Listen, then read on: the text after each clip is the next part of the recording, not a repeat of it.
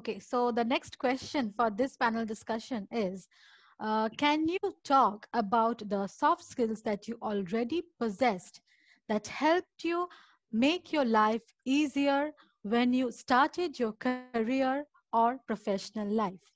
So I will start with Dr. Neha Sharma. Dr. Thank you. Sharma, Thank you, yes. Soma. So this is a very important question, and I would say in every journey there is one soft skill that you face challenge. That would be the major one, and the second soft skill can help you Mm, come out of that challenge. So for lovely. Yeah. me, it was communication. Mm, So I was good at English always, so it was easier for me. I would say I say English is not everything, but yes, to some extent it helped me a lot in communicating with all unrelated people I met in my new journey as a PhD student. mm, And I would say your way of speaking and greeting to others, you know, that shows your confidence, and that helps you to connect with them. And once you're able to say hello, hi, and then you can go on with the conversation. mm, If you are able to break that first hello with someone, then yes, it really helped me a lot. mm, And second, because we are talking about scientific academia today, I would like to point out, which I felt a lot during my PhD, was presenting your work. That mm, was one main thing that I realized, that you can do hours and hours of research, but if you're not able to communicate, or if you're not able to present it effectively to the mm, audience, or if you're not able to catch their attention, mm. I think it is not good. And once you're able to catch their attention, you can tell what you have done, half the battle is won. Right. So that will help you make more networks, more collaborations, and everything. So communication is one thing that I think has greatly helped me all Mm, during my PhD, and now also, I would say. And it is something I would say that yes, people, if they don't have, they should develop it, because fluency and way of presentation are imperative to a successful career, even if it is science or a non-science career. It is really important. So yes, that so is my true. take on it. Yes, yes, definitely love. Very, very nicely said, Dr. Sharma. Okay, I'll move on to Ms. Datta. Hello, Ms. Datta. The same question. We all have some soft skills, but which take us ahead in our lives. So, what was yours? Okay, so something that I think is part of every researcher's life, every PhD student's life is stress, dealing with stress, and I think some stress management skills have sort of helped me. Mm-hmm. I would like to talk about maybe like a couple different things. One thing is having a lot of patience and perseverance. So that is about the mindset, because research, when we are doing research, when we are doing PhD, we are really dealing with long-term goals. Sometimes we are working on a project for 6 months. So there's one problem that you're trying to solve for, let's say, and that's taking 2 months. Or maybe there is one piece of problematic data that you can't account for, and then you need to like keep trying and keep reading for 2 months in order to be able to Mm-hmm. make sense of that. And that often creates a sense of fatigue, often overwhelms people, and makes people feel demotivated. Mm-hmm. And so I think it is very important to sort of understand, and as my professor once told me, that if all the problems were solved in a go, then that would be so boring. It is exciting only because Mm-hmm. not everything is solved, and there's always like new problems to think about, and that is what is exciting about this. So I think it is important to realize that it is not about you. So I think I always try to have that sort of a mindset, and tell myself that okay, this is not about me. It's not like this is not working. It will work. So when you are going through those 2 months when you're trying to solve a problem, it is normal to feel that, oh my god, this is not working. But it is also important to wake up the next day feeling motivated and excited about solving that problem again, and it is really worth it, because when it actually works out, there's a lot of happiness that is associated with it. We just need to like keep dealing with it. We just need to keep at it. And it's Yes. important to have that sort of a mindset so that we don't completely feel demotivated just because things are taking time sometimes and we are dealing with these long-term goals.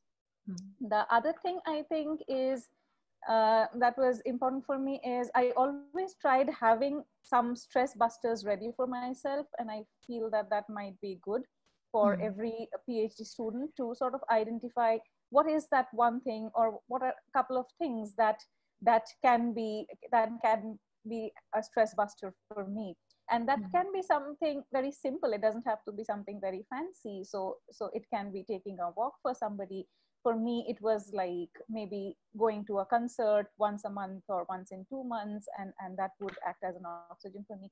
And in fact, I was talking to a friend of mine who said she was doing her master's in a city in India, and she sometimes used to take like a short local train journey around that city, and she felt that that really helped her Yeah. boost up. Yeah.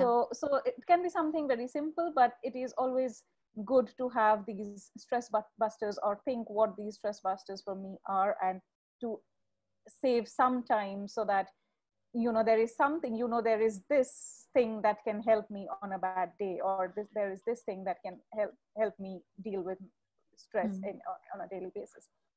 And the third thing I think for me was, and this is also relevant to a lot of people, because in university or during research, a lot of people move out of home, as Dr. Sharma also mentioned earlier, and there is like stress and homesickness associated with it. And I think the way I tried to deal with it is I tried to have a sort of adaptive mindset where my focus was not only on what are the things that I don't have here, what are the things that I've left behind. That was not the focus, but the focus was more about what are the things that I have in this environment, what are the new things maybe that I can learn here, what are the things that are here in this environment that can help me fall in love with my environment. Is there one thing, I know that there can be things that are not here, but is there one thing that can help me fall in love with my campus, with my work environment, with the city that I am living in? And it's important. Maybe I'll have to stretch my boundaries a little bit. Maybe I'll have to try to celebrate a new festival. Maybe I'll have to try out a new food. Maybe I'll have to try and do something that I haven't done as much earlier. Maybe sometimes I'll have to have that mindset of being very adaptive to like trying out new things. But I think that always helps, because if you are not in harmony with where you are, if you are constantly under the grip of homesickness, if you are constantly stressed, that is bound to affect our work in all sorts of ways, maybe more than we can imagine. So I think these were some of the strategies I tried using, and I think it sort of really helped me, especially in the early years of my PhD. It was lovely to hear from you about stress management and empathy and stress busting. Many of our viewers are from, are away from home. I've seen that some Indians mainly in Norway, in Canada, all over the world. So I'm sure they will love to hear this dealing with homesickness thing. Okay, so I'll move on to Dr. Majumdar. Dr. Majumdar, the same question for you also. What type of soft skills did you already have that helped you in your career? Thanks, Soma. Soft skill, I realized that soft skill is such a thing that you have many soft skills, but you don't know that these are the soft skill because of the proper training or proper education in the soft skill. We can't realize that, okay, it's a soft skill and I am good on it. Okay, for me, I realized, or I can say that for team building capacity, I can say that, because you can and all viewers can see that bioengineering is a collaborations of postdocs and PhDs from different locations. Actually, Jacinta and Liberty is there in here. We are also in same place in ED in Philippines in 2018 in a training. So we realized that we can work as a team, though we're different country. Liberty from America, Jacinta from Canada, I'm from India. So and also Neha was my friend from MSc. You Shoma also my friend from MSc. So we collaboratively make a team that is bioengine, because I realized that when your goal is same or your intention is same, you have to excuse me, you have to collaborate, because it's give you speed to achieve this goal. There is no beauty if you trying hard and harder by its own. There is no meaning. If you have a goal, it can achieve with the collaboration. You should collaborate, achieve the goal, and make another goal which should be bigger than that goal. So achieving the goal through the collaboration is a very, very good, I think. And I also wanted to mention that like Dr. Yogesh Alavat also there, and we have some understanding on, because our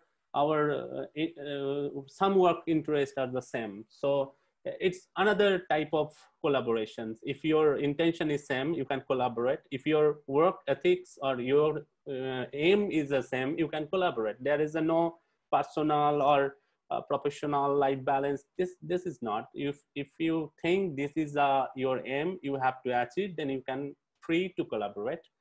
And obviously during this collaboration, you have to open with the feedback. I'm always open for the feedback. I got so many feedback, like in bioengine. After this webinar, I can got many feedback that I'm not getting the link, I'm not getting the certificate, I'm not getting my internet connection is so slow, I can watch it. But you have to realize that what is the correct feedback and what is the negative feedback or loose feedback. So I'm always working on that.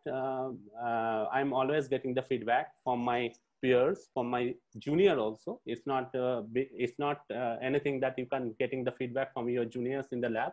If he is right, if he is scientifically correct, then you can getting the feedback. So I'm always open to the feedback, and I'm always ready to build something which is benefit most of the people, most of the society, because it's very hard to do something. Obviously, we are researchers. Our aim is specific, and it's sometimes it's so unique, because we always find some unique and specific research topic to flourish our life. But you have to collaborate, open to your any suggestions from the mass or from the guidance, but you have to learn that how to deal with that portion. I have to practice, or I have some training that okay, as Dr. Ghoshal says, that someone told you about negative, and you get negativity in you. It's not a big deal. It should not be like that. Okay, so I think feedback and teamwork is my strong point. Okay, it was wonderful to hear from you about collaboration, teamwork, accepting feedback. Those are very important things to move ahead in life. I'll talk next to Dr. Ghoshal. Dr. Ghoshal, my question to you is the same, that we all have some sort of soft skills, if we realize it or not, and which takes us ahead in life. So what was yours? Okay, thank you, Shuma, again.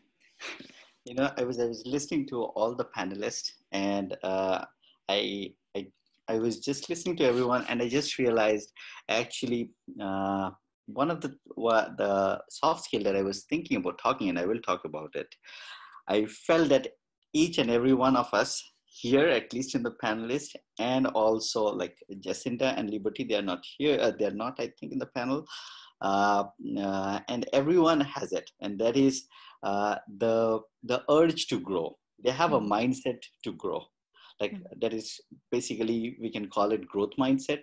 Like I heard from Dr. Elawat, he said that he has growth mindset. Madhumanti said that when she moves to a new place, she is trying to find how to overcome her stress. Shubhabrata, he said that when he is basically trying to collaborate, he's trying to, like, I am pretty sure while trying to launch this bioengine.com, he faced a lot of challenges, but he had this growth mindset that he will try to overcome it.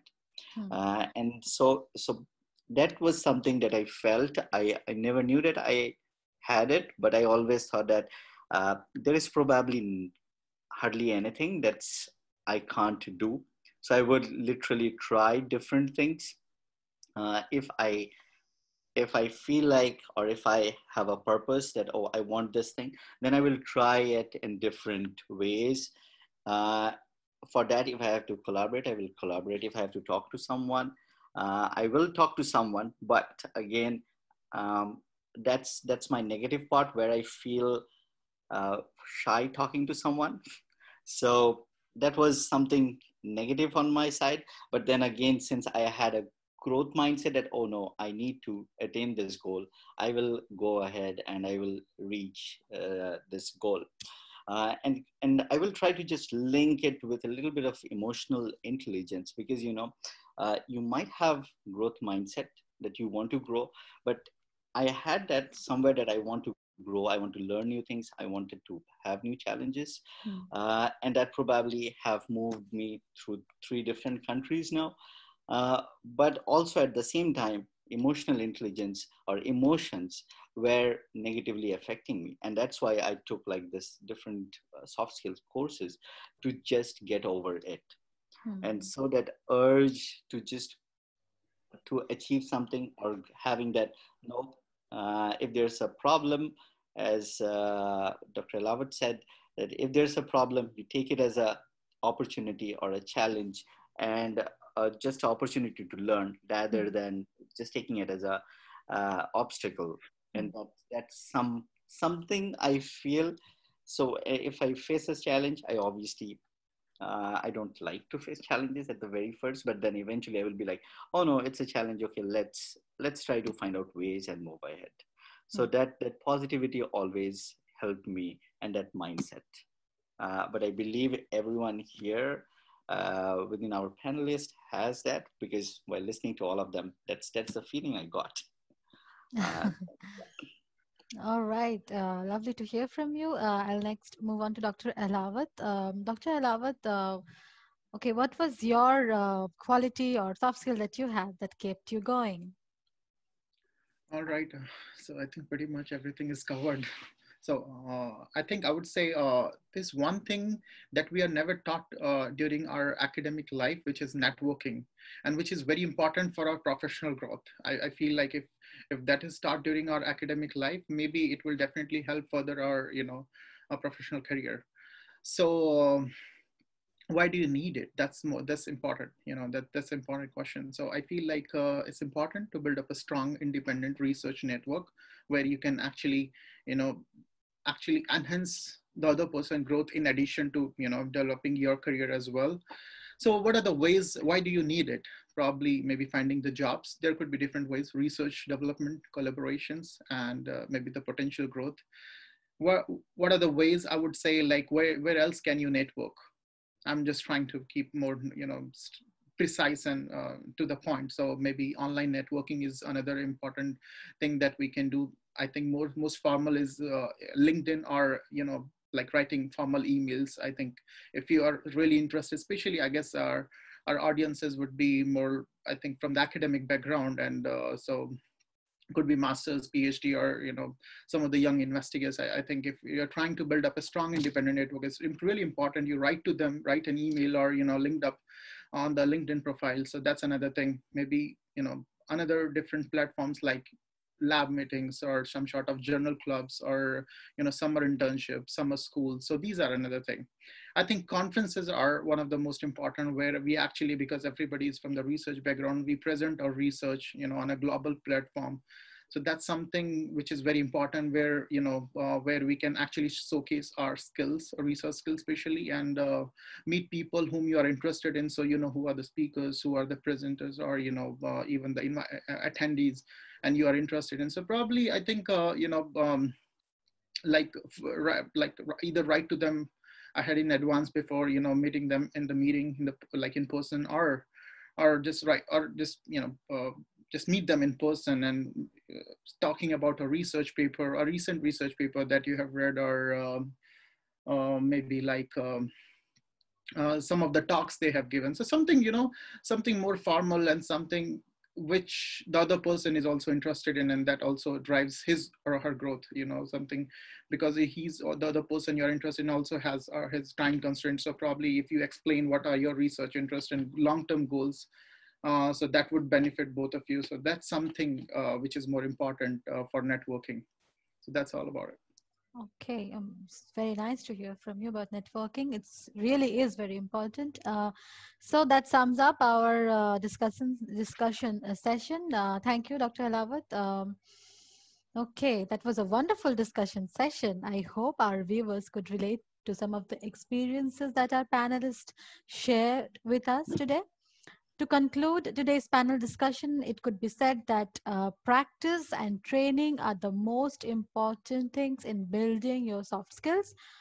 And we are very fortunate to have with us today such a person who has expertise in teaching soft skills such as strategies related to collaboration, communication, group dynamics, and team building, learners' mindset, students' motivation, and mental well being.